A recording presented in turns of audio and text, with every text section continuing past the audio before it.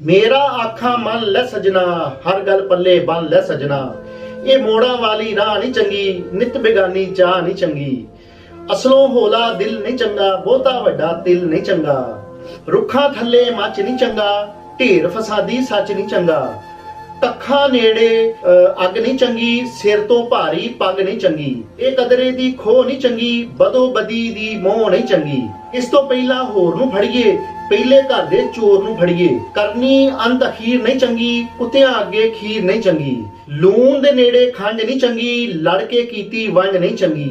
मंगवी सोच ते झुक नहीं चंगी, सुट के चटनी थुक नहीं चंगी। अखां दे विच कहर नहीं चंगा, जेब च भरिया जहर नहीं चंगा। जेठ हाड़ दी धुप नहीं चंगी, मौतां वर्गी चुप नहीं चंगी। रस्ते दे विच बेर नहीं चंगी, सुलझ करनी देर नहीं चंगी। ये गल्लां जे भुल जावेगा सजना, जग ते रुल जावेगा।